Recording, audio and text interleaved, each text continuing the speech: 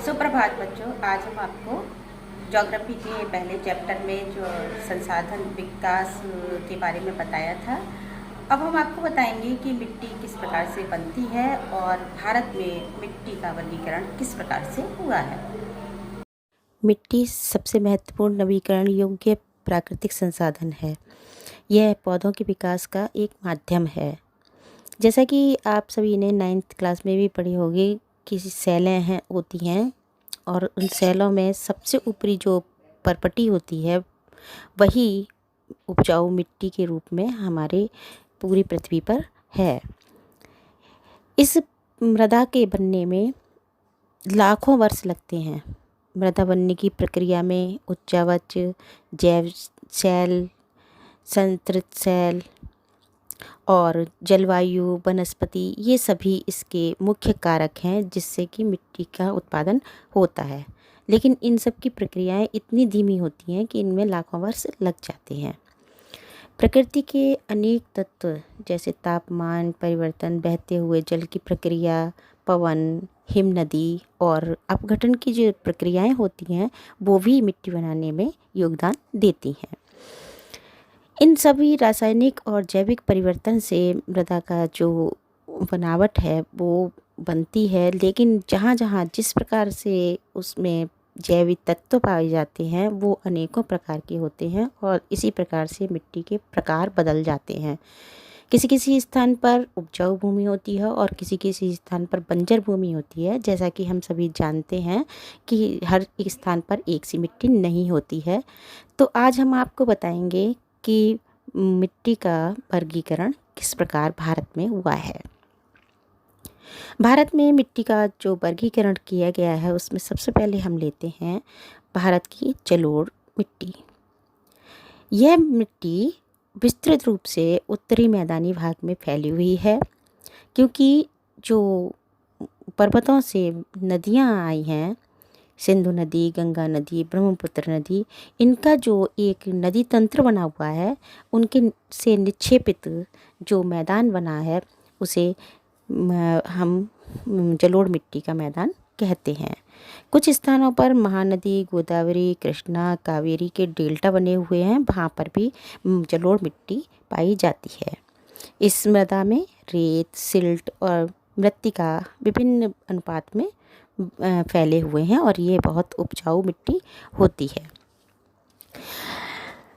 इस मिट्टी के अंतर्गत जो कुछ मिट्टी ऐसी मिट्टी है जो नदियों के द्वारा जलोढ़क लाए और वहाँ मिट्टी बन गई, लेकिन नदियों ने अपना मार्ग बदल दिया तो फिर वहाँ पर नवीन मिट्टी, उसकी नवीन परत नहीं पड़ पाई।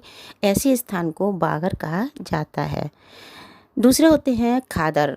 खादर में होता है जो मिट्टी एक बार अपरदित होकर नदियों के द्वारा वहाँ पर निक्षेपित कर दी गई और पुनः पुनः जब बाढ़ आई तो नवीन मिट्टी की परत उसके ऊपर पड़ती गई। ऐसे स्थान खादर कहलाते हैं।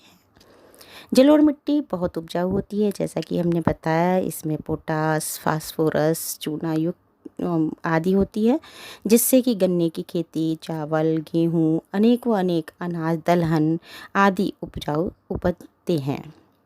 दूसरी मिट्टी होती है काली मिट्टी। काली मिट्टी जैसे कि आपने नाम से ही जाना, काली मिट्टी। काली मिट्टी का रंग काला होता है। इसे रेंगुर मिट्टी भी कहा जाता है तथा इसे कपास की मिट्टी भी कहा जाता है। यह नम जलवायु में पाई जाती है और ये मृदा जो है वो दक्कन के पठार की तरफ जो उत्तरी पश्चिमी भाग है वहाँ पर पाई जाती है। ये लावा से निर्मित मिट्टी है, जहाँ ये मिट्टी महाराष्ट्र, सौराष्ट्र, मालवा, मध्य प्रदेश, छत्तीसगढ़ के पठार आदि में पाई जाती है। काली मिट्टी में बहुत महीन महीन कण होते हैं। इसमें मृत्तिकाएं बनती हैं और इसमें नमी धारण करने की क्षमता बहुत अधिक होती है। इसमें कैल्शियम कार्बोनेट, मैग्नीशियम, पोटास, चूना पोषक तत्व पाए जाते हैं। इसमें फास्फोरस की मात्रा बहुत कम पाई जाती है। गर्म और शुष्क मौसम में इसमें गहरी दरारें पड़ जाती हैं और ये जो वायु है उससे मिश्रित हो जाती है। गीली होने पर यह चिपचिपी होने लगती है और इसमें कपास की बहुत अधिक खेती की जाती है। तीसरी नंबर पर जो है ये मानचित्र में जो दिखाया जा रहा है उसी हिसाब से लाल या पीली मिट्टी। लाल मिट्टी दक्कन के पठार के पूर्वी तथा दक्षिणी हिस्से में रवेदार आग्नेय चट्टान पर कम वर्षा वाले जो भाग होते हैं उनमें पाई जाती है।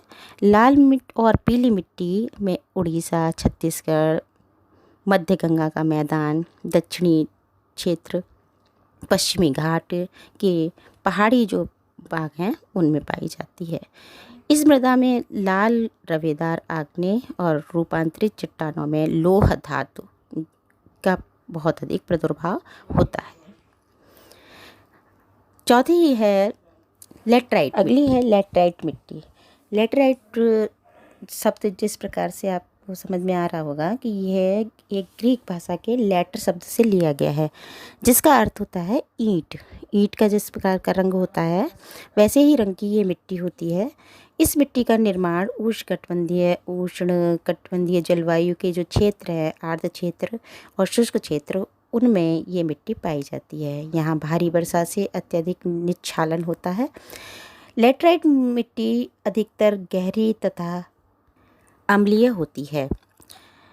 इसमें सामान्यतः पौधों के पोषक तत्व की कमी पाई जाती है और यह अधिकतर दक्षिणी राज्यों, महाराष्ट्र के पश्चिमी घाट क्षेत्र, उड़ीसा, पश्चिमी बंगाल के कुछ भाग और उत्तरी पूर्वी प्रदेशों में पाई जाती है।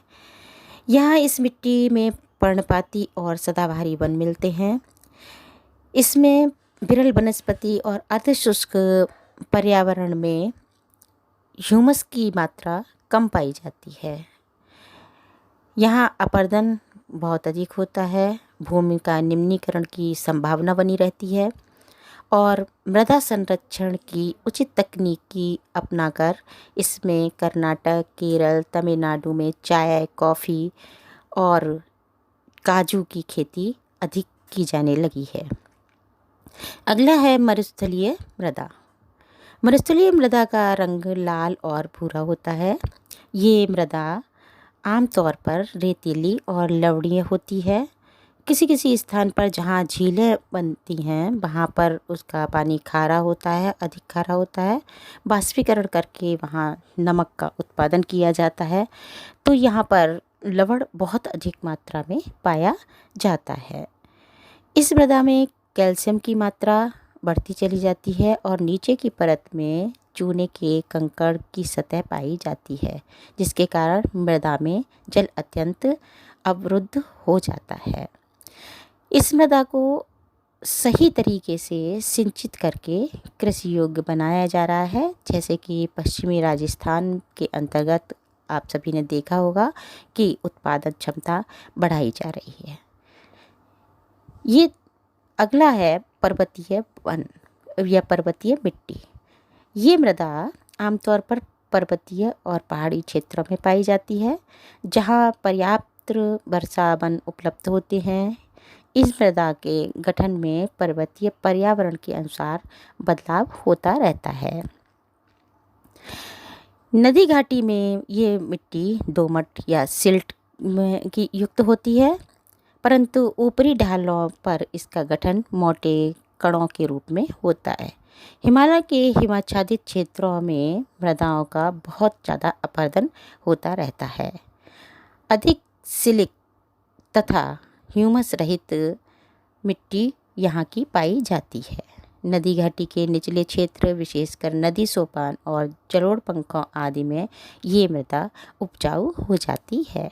तो आज हम सभी ने देखा कि भारत में किस प्रकार की मिट्टी पाई जाती है और इस मिट्टी जो पाई जाती है वर्गीकरण के बारे में अच्छी तरह से समझा होगा। अब आप सभी एक निबंध के रूप में लिखेंगे कि मिट्टी का संरक्षण किस प्रकार से किया जाना चाहिए। अपने अपने मत अपनी उत्तर पुस्तिका पर लिखेंगे।